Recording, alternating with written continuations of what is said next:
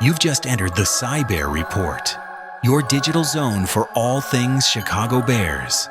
Bear down. Let's get into it.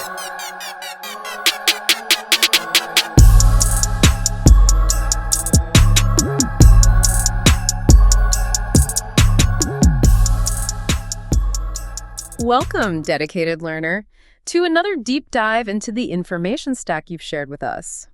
Today, we're zeroing in on the Chicago Bears, specifically as they gear up for what feels like a really high-stakes 2025 season. Yeah, high stakes is right. The question we're really asking is, has GM Ryan Poles truly laid the groundwork for a legitimate contender? Or, are there some hidden complexities, maybe some risks as they head into training camp? It's a great question. We'll be digging into the roster he's put together, looking hard at the young guys, the ones expected to make a big jump.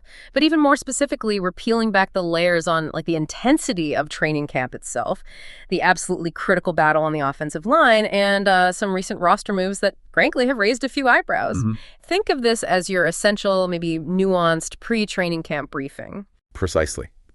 And we've pulled together quite a bit of information here. Detailed camp previews, a good look at the O-line situation after OTAs, organized team activities, and even a dive into some recent player signings that have some surprising, financial strings attached. Okay.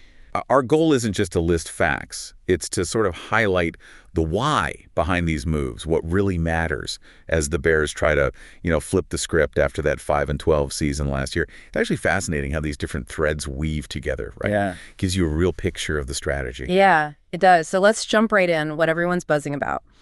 The potential for some big breakthroughs from the young stars on this team.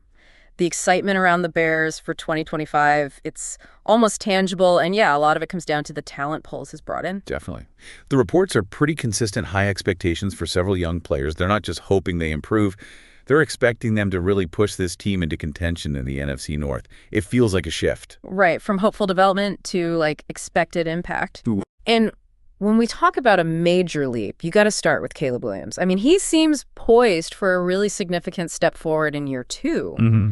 His rookie year, even though we know it was a kind of chaotic, less than ideal protection, it was actually pretty impressive when you look closely. It really was. 3,541 yards, 20 touchdowns, and here's the kicker, only 6 interceptions. Those numbers, considering the circumstances, they sort of quietly suggest a really high floor. Yeah. Now, with better protection, hopefully, and new weapons, the stage seems set for a breakout. You're right to flag the context there. What's compelling from the sources isn't just his raw talent, which is obvious, but how he handled that pressure as a rookie. It hints at a certain mental toughness, that could really speed up his growth now that he's got a better support system. So the question becomes less if he can perform, and maybe more about how fast he can consistently lift the whole offense. All the signs point towards him being in a prime spot for that kind of quick development. That makes a lot of sense. So moving beyond Williams, Rome Odunze is another name that keeps popping up. Potential second breakout from last year's draft class. Right. Had a solid rookie year, 54 catches, 734 yards, 3 touchdowns. But now Keenan Allen's not in Chicago anymore. He's set for a much bigger role. How do you see that playing out, his increased target share? How does that change the passing game dynamic? Well, Odunze getting more targets isn't just about more catches for him. It actually shifts the whole offensive dynamic. Okay. With Allen gone, Odunze steps into that clear number 2 spot. That lets the Bears really solidify that three-headed monster idea in the passing game you hear about. Right. His connection with Williams is key, obviously, and the reports suggest it's already looking good. Yeah. So defenses can't just zero in on DJ Moore anymore. They have to account for Odunze, which in turn should open things up even more for everybody else. It's that classic sum is greater than the parts situation. Makes sense. And speaking of new weapons, we can't skip Colston Loveland, the rookie. Top pick, 10th overall. Big expectations there. Hasn't even really hit the practice field in pads yet, but yeah, expectations are sky high. Especially as a pass-catching threat. He's drawing comparisons to Sam Laporta already. What does that comparison really tell us about his potential impact, right away? Yeah, the Laporta comparison is pretty significant. It points to a specific role, a tight end who can be an immediate high-volume target, not just our blocker. Okay. Laporta had huge success as that safety valve, that red zone threat. So for Loveland, It suggests the Bears plan to get him heavily involved from day one, uses athleticism to create those mismatches. It really signals, I think, a strategic commitment to building an offense with multiple versatile playmakers. Make it really tough for defenses to figure out where the ball's going. Okay, all right. Let's shift gears slightly. Let's dive deeper into that wide receiver room itself. It was obviously a huge focus this offseason after, let's be honest, a pretty disappointing 2024 showing from the group overall. Absolutely. You can see they made a real concerted effort there. They want that potent, deep group, aiming for that three-headed monster you mentioned to really lift the passing attack. And at the very top of that pyramid, DJ Moore. He's still the key, right?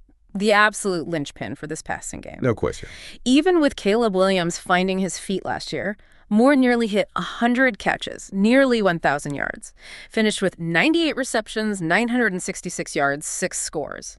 For someone listening trying to get a handle on his impact, what do those stats really say about how he opens things up for guys like Odunze and this new kid, Luther Burden? Well, those numbers for Moore are just remarkable because they really highlight his ability to be that true alpha receiver. You know, the guy who wins no matter the coverage, no matter who's throwing him the ball. Right. His ability to command defensive attention isn't just nice to have. It's like foundational to their whole offensive strategy. When a guy like Moore consistently draws double teams or safety help, it just automatically creates one-on-one chances for the other receivers. So his presence directly makes life easier for Odunze and the explosive Luther Burden III. It makes the whole group way more dangerous. Speaking of Burden, drafted 39th overall this year, adds another really dynamic threat. His college numbers jump out. 3 years at Mizzou, over 2,200 receiving yards, nearly 250 rushing yards, 25 total touchdowns. And those Deebo Samuel comparisons, that's some serious hype. It is, but the Deebo comparison isn't just fluff, I don't think. It points to his versatility, which is pretty rare. Okay. Burton isn't just a receiver. Those rushing yards, those combined TDs, they show he can make plays with the ball in his hands however he gets it. Jet sweeps, screens after the catch. Right. So it raises that big strategic question for the coaches. How do you creatively use a guy like that, especially as a rookie, to get the most bang for your buck? He can stretch defenses sideline to sideline, not just downfield. He's a real chess piece. And then rounding out the room, you've got veteran depth guys. Olamide Zacchaeus, signed to a one-year deal, had a decent year with Washington. And Devin Duvernay, also 1 year, looks like he's penciled in as the main return specialist. This room, all of a sudden, looks incredibly deep and talented. It really does. Having reliable vets like Zacchaeus, guys who can step in if there's an injury, that's a critical safety net. Sure. And Duvernay filling that specific returner role, that addresses a key phase special teams that often gets overlooked but can totally swing field positions, swing momentum. It kind of speaks to Pohl's philosophy. Get stars, yes, but also make sure you have solid, specialized depth everywhere. Okay, let's shift now. Let's transition to maybe the single most crucial area of improvement for the Bears, the offensive line. Agreed. Huge focus. For the first time in what feels like ages, this group isn't just riddled with question marks everywhere, which has got to be a massive relief for everyone watching this team. Oh, absolutely. Pohl's completely revamped this unit. Had to, right? After Williams got sacked a team record 68 times last season. Oof. Yeah. He made big moves. Signed center Drew Dahlman, traded for guards Joe Thuney and Jonah Jackson. Established guys. And you hit the nail on the head there. The whole focus has shifted. It's not generalized worry about the whole line anymore. Right. Now, the spotlight is on a very specific, very high-stakes competition. Investing in Dahlman at center stable anchor, good run blocker, and then adding Pro Bowl talent like Thuney and Jackson at guard, that's 3/5 of the line addressed with proven high-level players. It's a foundational change. So 4 of the 5 starting spots seem pretty much locked down. The burning question, the one we're all watching like hawks as camp approaches, is at left tackle. Yep, the blind side. Arguably the most critical spot, protecting a right-handed QB is blind side. And yeah, that's where the competition is going to get absolutely fierce. This is really where, the rubber meets the road. Yeah. Especially since a lot of the spring work, OTAs, it's without pads. Right, no real hitting. Exactly. So the real evaluation of an O-line battle, that starts now. When the hitting begins in camp. You're looking for technique, power, anchoring against top rushers, stuff that's hard to judge without full contact. The stakes couldn't be higher for this spot. It directly impacts Williams' ability to stay upright and make plays. Couldn't agree more. So the incumbent is Braxton Jones. He missed the offseason stuff, ankle surgery, but he's expected back for camp. He's the returning starter, 40 games over 3 seasons. He'll likely get the first crack at those starting snaps, assuming he's healthy. Right. He's got the experience edge. But he hasn't maybe totally slammed the door shut on competition because 2 promising young guys split first-team reps in the spring while he was out. Second-round pick Ozzie Trapolo and last year's third-rounder Kieran Amegaji. What's the book on these 2? What kind of decision are the coaches facing here? Well, the coaches have dropped some interesting breadcrumbs. Trapolo, they say, is really polished in terms of the mental aspect, which is huge for a rookie lineman. Definitely. But maybe needs to quicken his steps a bit. Amegaji, on the other hand, has shown good growth prospects. He's got the raw tools, the physical upside, but maybe needs more refining. Okay. So if you connect this to the bigger picture, it's not just about finding the best guy for week 1. It's also about developing the future anchor for Williams' protection long term. Right. The long game. Do you go with Jones's experience, Carpillo's mental readiness right now, or Amegaji's higher ceiling potentially? It's not just about skill, it's a strategic choice. Stability now versus long-term potential. This battle, it's going to define a lot about training camp, and apparently the 3 of them are actually enjoying the competition, which says something positive about the room's culture. Yeah, that's good to hear.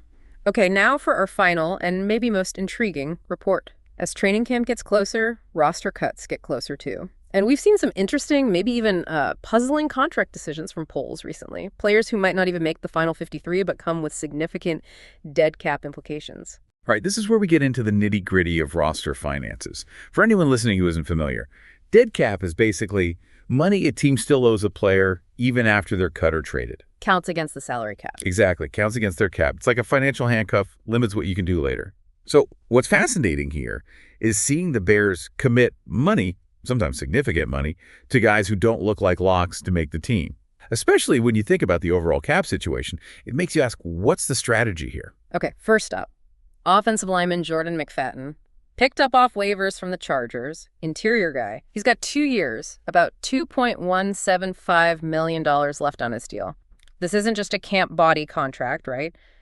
If they cut him, the Bears eat over $200,000 in dead cap. And his track record is limited, 13 games, only 2 starts, 176 total snaps, 2 penalties, 0 sacks allowed in that small sample. Yeah, from a roster flexibility angle, committing any dead cap to a player with that little on-field production, it's definitely a risk. Seems like it. It implies either the scouts see something really specific they like, something valuable that isn't obvious from the stats, or maybe it's just a calculated gamble on potential that hasn't shown up yet.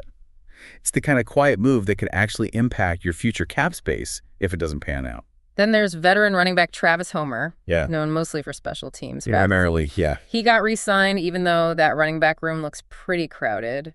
And if he's cut before the 2025 season, the Bears owe $1 million in dead cap on a 1-year, $1.75 million contract. $1 million dead cap. Yeah. Yeah. And offensively, he's barely played for them. Missed 8 games over 2 seasons, only 11 rushing yards total with the Bears.